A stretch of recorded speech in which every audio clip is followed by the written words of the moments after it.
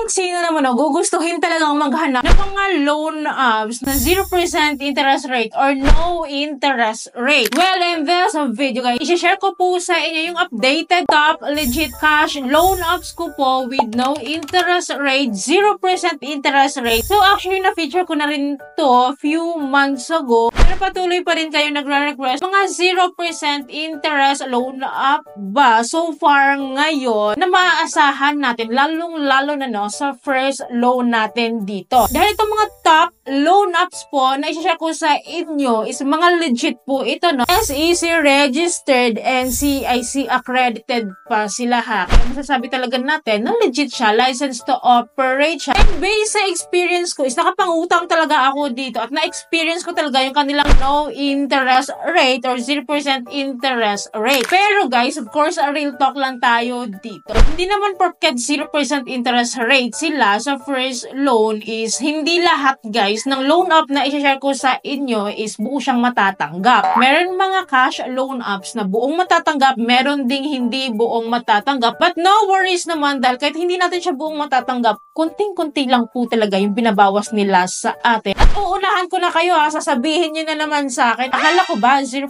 interest rate, akala ko ba no interest rates, pero bakit hindi siya buong matatanggap? Guys, please know na yung interest rate po is different from other fees. So, meron silang mga fees po na hinihingi or binabawas like their service fee or processing fee or disbursement fee. Magkaiba po kasi yun sa interest rate. No worries naman po kasi hindi naman lahat ng loan app na babanggitin ko is hindi buong matatanggap. Of course, meron pa rin po tayong buong matatanggap. Well, before I proceed, those top legit cash loan apps guys na i-mention ko are not sponsored po. Basically, lahat po ng sinishare ko sa inyo was based on my experience only. Well, ano-ano nga ba itong mga cash loan apps na ito na nakaka-experience tayo ng 0% interest rate or no interest fee? So, I will mention with no particular orders ha. So, first on my list is itong pa-loan services po ni Atomy. So, siguro nagulat kayo, bakit si Atomy? Bakit nakasali si Atomy dyan? So, guys, ito kasi yun. Itong si Atomy po is alam naman natin, isa rin po siyang app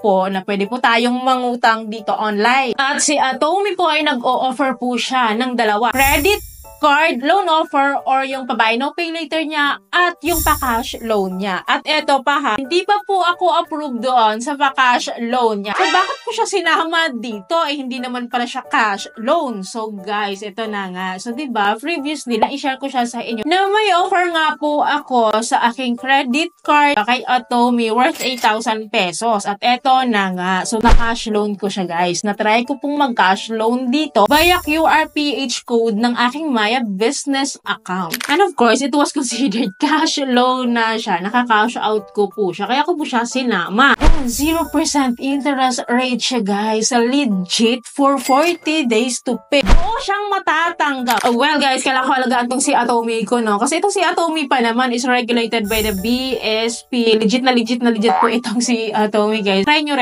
rin mag-activate or mag-apply dito. Malay nyo ma-offeran din kayo kasi ang ganda niya talaga. Well, next on my list is si MoneyCut loan app for 7 days to pay. Sa experience ko po, buo ko siyang natanggap. So, ginrab ko lang yung pinakamababang offer po ni MoneyCut before kasi gusto ko lang siyang itry. And I did it and it was successful. Wala siyang binabawas na kahit anong fees, buo mo talaga siyang matatanggap and then legit po yung 0% interest rate niya within 7 days. And so far, hindi ko po na-experience yung harassment dito kay MoneyCut. Maybe because hindi naman po ako na-delay dito. Kasi usually yung mga na-delay, sila yung nakaka-harass. Pero ako, talagang sinagad ko pa nga ng 7 days to pay, hindi naman. Nagpa-remind lang siya sa akin about my payment and binayaran ko siya. At sa second loan, of course, pwede pa rin tayong mag-loan dito kay MoneyCut, pero hindi ko na siya mara-recommend sa inyo kasi ang taas-taas na po ng kanyang interest rate. Parang nasa 50% plus po yung kanyang interest. Aabot po siya ng ganon. And hindi ko nagugustuhan yung ganon. Parang okay siya sa una kasi 0% interest rate. Pero 7 days to pay lang yun. Parang papatikimin ka lang talaga niya for 0% interest. Ang legit naman yun. Pero sa second loan, it's a no for me talaga. Kasi grabe na. Grabe na yung interest rate niya. So, next cash loan na po is si Digido. So, recently lang, meron akong viewers na nagko-comment regarding Digido. Kung totoo ba talaga yung 0% interest rate niya. So, yes guys, sa experience ko po, Actually, na-reject nga ako dito for the first time na nag-apply ako kay Digido. Then, nag-ulit-ulit ako ng application and then approve niya na ako for 0% interest rate. Legit po yun. Though for 7 days to pay lang, pero legit naman po talaga na 0% interest rate po. Pero guys, hindi po ito buong matatanggap. So, yun po yung processing fee nitong si Digido. And ano lang naman yung 50 pesos, diba? Good na din to in times of need or for emergency purposes din ibabalik din agad natin yung pera. So, pwede natin si Digido. Pero guys, hindi ko na nagustuhan yung second loan offer niya. Though tumaas naman yung loan offer niya po sa akin. Kaya lang, dun ka nga lang talaga niya babawi sa mga services pinila or mga interest po na or mga effective interest rate po nila. Parang ang taas-taas na rin po talaga. Katulad kay Manica. Kaya sabi ko, maganda lang talaga sila sa first loan. Well, next on my list is si Peso Ready Loan Up. Na alam niyo ba guys, last year, nag-try ako dito kay Peso Ready. And guaranteed naman na pag-download mo naman yung loan app, then mag-apply ka dito, wala naman silang hinihingi mga kung ano mga documents dyan, is talagang ma-approve ka din naman talaga. Meron silang approval amount talaga agad sa'yo. At that time, tinry ko siya at na-cash loan ko talaga siya guys. Daw 7 days to pay lang ulit siya sa first loan. At yung 0% interest rate niya is within 7 days lang po yung validity nun. And FYI po, hindi siya buong matatanggap. Meron po siyang hinihing disbursement fee po. Maliit lang naman, 45 pesos. Standard po yon sa first loan. So, ano lang ba yung 45 pesos, diba? Kung sobrang nangangailangan talaga tayo. Pero guys, sa second loan, eto na. Mataas na yung interest rate niya. Sa second loan, nag-offer siya ng 15% monthly interest rate. Pero guys, eto, meron siyang mga insurances and mga other fees or yung tinatawag na non-finance charges po na medyo mataas pa kaysa interest rate nila monthly. Pero ang good news nito is na-waive siya. Pero ngayon daw, currently, parang pahirapan na naman na ma-waive yun. May mga ganong issue ngayon si Peso Ready. Pero guys, all in all naman, maaasahan naman tong si Peso Ready din talaga na makapangutang talaga tayo dito. Kasi guys, na-avail ko yung second loan nito. Sa third loan, doon na ako medyo umaray kasi medyo mabigat na siya. Well, lastly, kung meron tayong Peso Ready, of course, lagi nakabuntot dyan si OLP Loan Up or si Online Loans Pilipinas Loan Up. Which is kung ano po yung galawan ni Peso Ready is ganun din po yung galawan ni OLP. Iisa lang po talaga sila and yun nga, guaranteed sila na 0%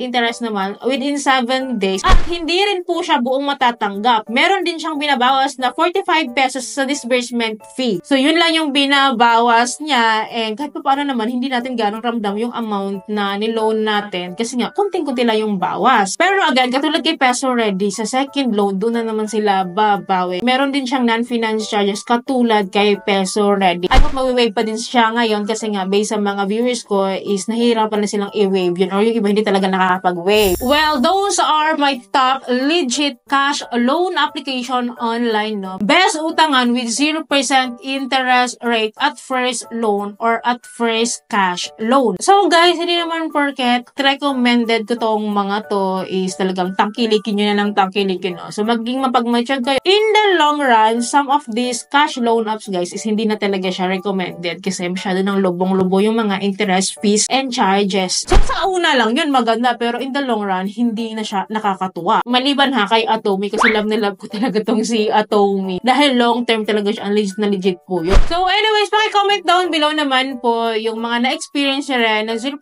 interest at first loan na masasabi nyo mare-recommend nyo din. So yun lamang po. I hope po may natutunan guys sa video. I hope po nakatulong tong video sa inyo. Kung nagustuhan yung video, please don't forget to like, share, and subscribe. And click yung bell button para lahat po ng videos ko is updated and notified po kayo. Thank you for watching this video. Bye!